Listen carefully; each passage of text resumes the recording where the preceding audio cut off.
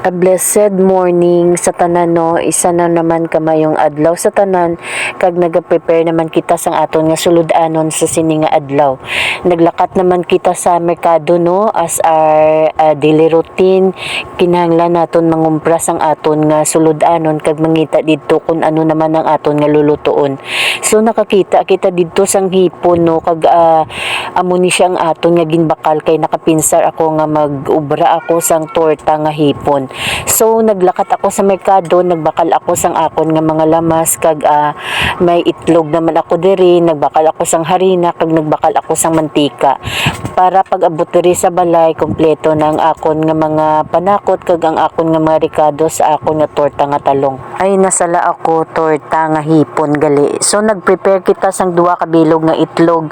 May ara kita nga 1/4 nga all-purpose flour, may ara kita sang aton nga sibuyas, dahon, may ara kita nga ahos nga ginggagmay naton, may ara kita sang aton nga bombay nga aton man ginkat sang gagmay no, kag may ara kita sang aton nga nor nga ginbutang, kag may ara kita sang aton nga magic sarap, kag may ara kita a certain amount sang brown sugar.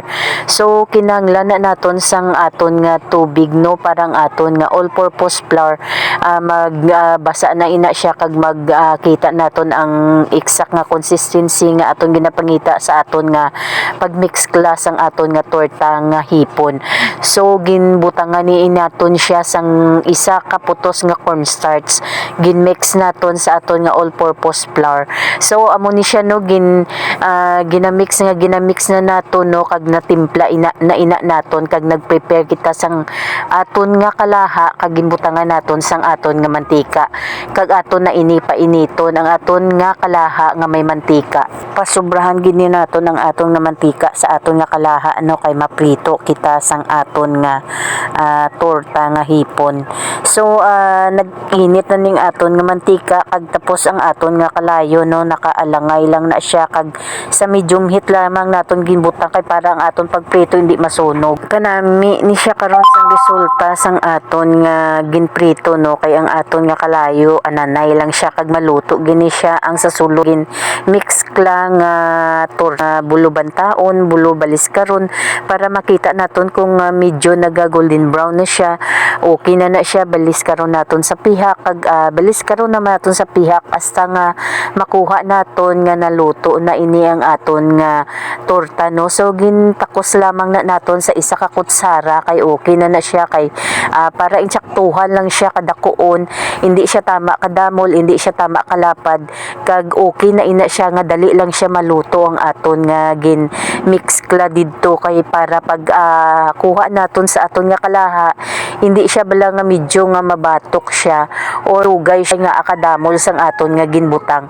So ang aton nga measure no nga isa ka kutsara insaktuhan lang gina siya. So ari na siya, may nakuha na kita nga naluto na nga aton nga torta kag intag isa-isa naton inakuha kag pahigad anay naton para ang excess oil siya na makadula no. Aton nga pinggan para sa aton naman sa next naman nga naton inuglunod nga prito, kay para maubos naton initanan pritong aton nga torta no. So kinahanglan naton nga tag isa-isahon, kinahanglan naton sa isa ka kutsara nga pagbutang sa aton nga kalaha nga may mantika. So ananay lang ang aton nga kalayo kag amat-amaton naton kapagluto. So ari na siya no, natapos na naton luto tanan ang atong nga torta nga hipon. So kanamit na ni siya, gintilawan na nakon insakto gid ang sabor kag pwede na kita kapanyaga sa sini nga adlaw. So this is it ang aton nga torta nga hipon. Thank you for watching and bye-bye.